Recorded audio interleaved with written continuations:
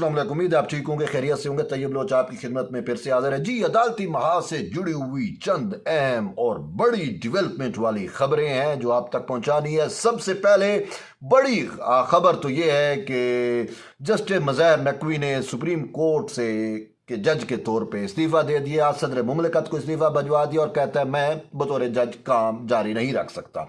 दूसरी अहम खबर यह है कि सुप्रीम कोर्ट ऑफ पाकिस्तान ने जस्टिस मज़हर नकवी का परवेज़ मुशर्रफ की सज़ा मौत मुअत्तल करने वाला फैसला कलअदम करार दे दिया और उसकी सज़ा जो है बरकरार कर दी। यानी परवेज़ मुशर्रफ अगरचे इस दुनिया में नहीं है, लेकिन उस मरहूम की जो सज़ा है, सज़ाए मौत जो जस्टिस सेठ वकार का फैसला था, वो भी बहाल कर दिया। इस फैसले को भी बड़ा खुशाइंद करार दिया जा रहा है। ये भी एक तारीखी जजमेंट है। इसके साथ साथ एक और अहम मामला ये है कि पेशावर हाई कोर्ट ने जो है वो तहरीक इंसाफ का इंतखाबी निशान बल्ला उसे वापस करा दिया। पेशावर हाई कोर्ट से बड़ी खुशखबरी आई है, खासकर तरीके इंसाफ के लिए। लेकिन ओवरऑल अदालती महाज से ये तीन बड़ी खबरें जो हैं वो बहुत ज़्यादा गर्दिश में हैं। तो आज हम इन चीज़ों पे डिटेल से बात करेंगे। सबसे पहले जस्टिस मज़हर नकवी के मामले पे आते हैं। जस्टिस मज़हर नकवी जो है उसके ऊपर संगीन इल्ज़ामात थे करप्शन के और जज के और ज़ब्त अखलाक की खिलाफ वर्जी के।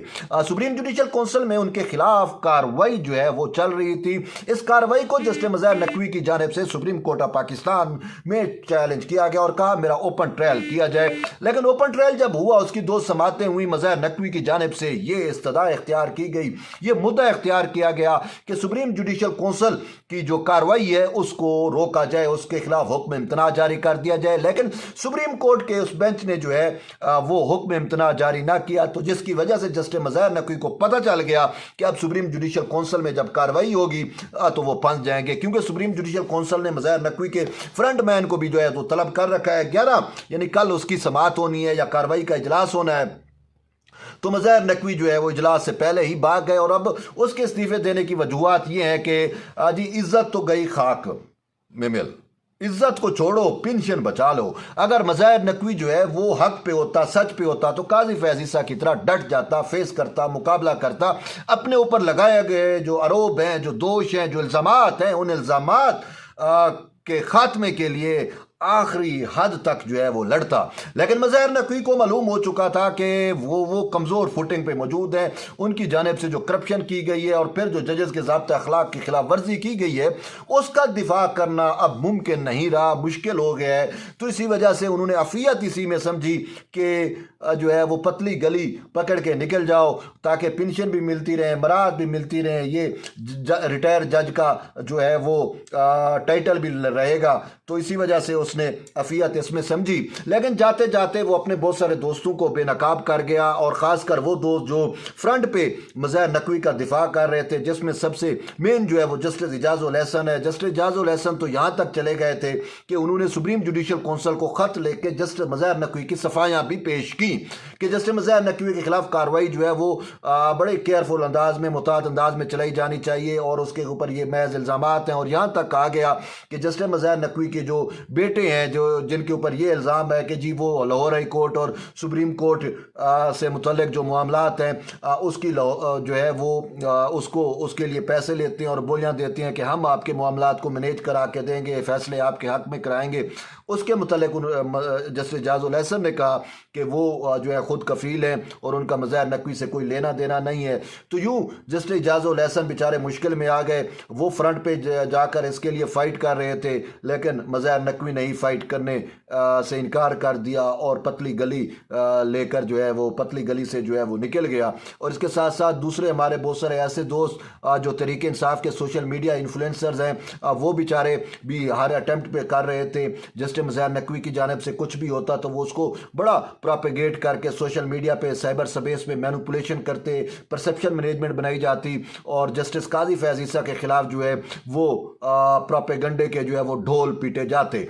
लेकिन अब मज़हर नकवी जब भाग गया तो ये क्या करेंगे, इन बेचारे तो साफ ज़ाहिर है ये सब सदमे में चले गए हैं। जस्टिस इजाज़ुल एहसन समेत पूरा PTI के सोशल मीडिया इन्फ्लुएंसर्स, उनके परसेप्शन मैनेजर्स वगैरह।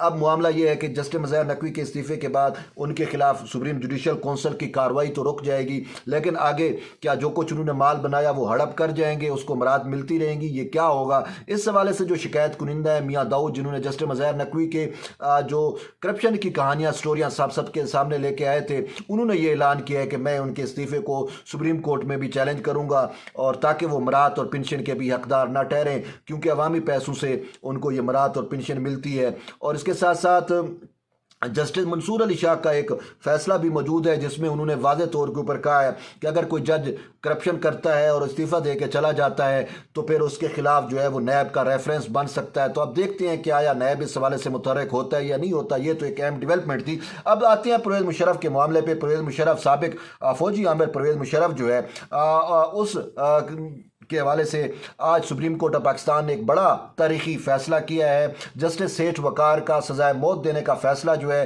وہ بحال کر دیا ہے۔ وفاقی حکومت کی جانب سے بھی جو ہے مشرف کی اپیل کی وہ نہیں کی گئی، مطلب حمایت نہیں کی گئی، اور اس کے ساتھ ساتھ خود مشرف کے جو اہل خانہ ہیں انہوں نے بھی جو ہے وہ پیروی میں کوئی خاص دلچسپی نہیں لی۔ اور پھر جسٹس مظاہر نقوی جس نے آج استعفیٰ دیا، اس کا ایک بینچ اس کی سربراہی میں بیٹھا تھا لاہور ہائی کورٹ میں، انہوں نے جو ہے وہ خصوصی عدالت اور سیٹھ وقار کے فیصلے کو مجھے معطل کر دیا تھا۔